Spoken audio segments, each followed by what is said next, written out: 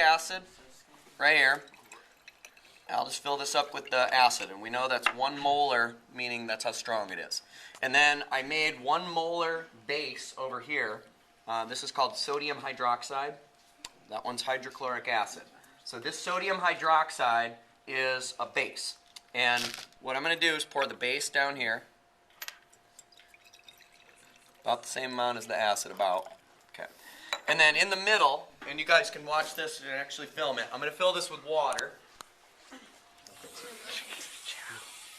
And I want you guys to notice something here. So this is the water. You guys remember which, on the right, well, my right, acid right here, and base right here, correct? So this is my acid, this is my base, and this is an acid-base indicator. So do you remember what color acids were at the beginning of the year? Red. They were red. Good job. So you'll notice right away that produces a red. And then what about bases? Blue. Kind of bluish. I think this one kind of comes out like purplish. Indigo. Yep, indigo, something like that. So, and then water, it turns out, is generally like a green. When I mix an acid and a base, what do I make? Yellow. Water. I make water. Have you guys heard that acids and bases are, they neutralize each other. Have you heard that? Yeah. The reason is that when they react, they actually make water. Now, if this is sodium hydroxide and this is hydrochloric acid, guess what else I make besides water? Sodium and chlorine. Salt. You make salt. So what happens here is we're going to make water, and the color change should show that, but we're also, and you won't see it, but we'll also have salt in there. All right, so we'll make salt water.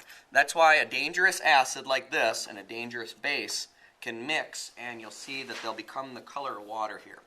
So my chemistry class is learning a thing called limiting reagent. And that means one of these is going to limit the amount of reaction that I'm allowed to have. So if I put all the base, or a lot of base in there, and then I put a little acid, did I make any water there? No. Yes, you did make some. They reacted. Which one limited how much I can make? The acid. That's acid. This is the acid. Which one of these colors limited the amount of reaction allowed? The acid. Base. I have too much base, don't I? So this one limits the amount that I made. So what do I have too much of right now in here? Right, the color is showing me that I have an excess amount of base, and therefore I have a limited amount of acid. What happens if I add more? Then it'll change color. Eventually, I should be able to get it to change color. Keep filming this. See that red starting to stick? Okay, watch this. Don't miss it. See how the red's kind of sticking around in there? I'm going to add a little bit more of this just to get more dramatic effect.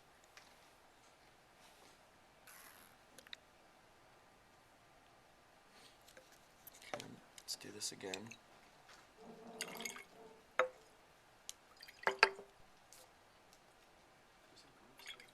See that pink starting to stick around a little longer?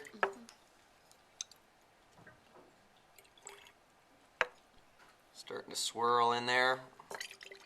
Not quite yet. We're getting really close though. Watch this.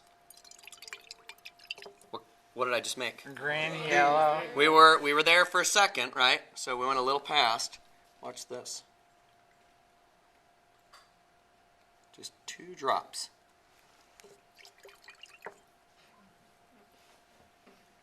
Two more. Let me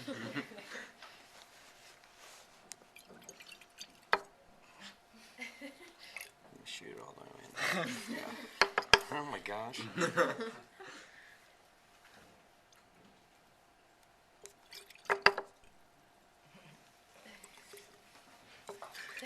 Yeah, I want to make sure we get to the point where it's acidic. So check this out. Right now, which one do I have an excessive amount in there? Acid. An excess amount of acid. And then you'll see these purple Dots. like swirlies in there. And if I do this right, should be able to get it. This is where I want it. So we still have too much acid, right? And we're really close to breaking just 1 or 2 drops, and it'll all of a sudden switch colors again. Right? So what you're looking at, we're trying to get the exact perfect amount of acid and base. Today, you guys are going to do a thing, like this one might do it. It's starting to change to that yellow. You guys see it? And we're really getting close. I want to get it back to the water state. So I still have too much acid. And we're getting so close that just a little bit here. Get it right? This is what I want you guys to see. So watch this. 1 drop. Almost there. We're trying to get, we don't have water yet, do we? But we're getting really close. 1 drop. Oh, we're super close.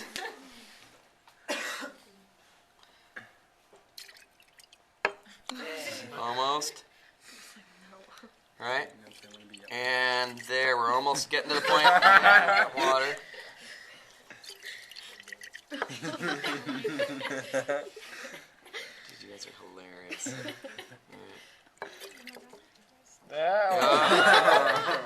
Reminds me of like a fish that changes color. Do fishes change color? What actually happens here, I believe, is that when you mix the air with it, carbon dioxide mixes with water and actually makes acid. So even when I get it to a point where it's really close to being water, we're really close right there. It's starting to kind of get that green tone. That's kind of where we want it to get that slight darker shade of green. They're pretty close to the same right now, right? I think I shot too much. That's about right. So I would say right now, yeah, I know, it refuses to do it. But you guys kind of catch on to the idea that we're mostly water in there right now, and there's some salt. And of course, if I squirt too much, I make the whole thing basic again, right? And then I can do this back and forth all day long. But what we want to learn from this is that if you get the exact right amounts of each ingredient, you can basically have even amounts of them, right? Like the correct balanced amount. Do you remember when and you can turn that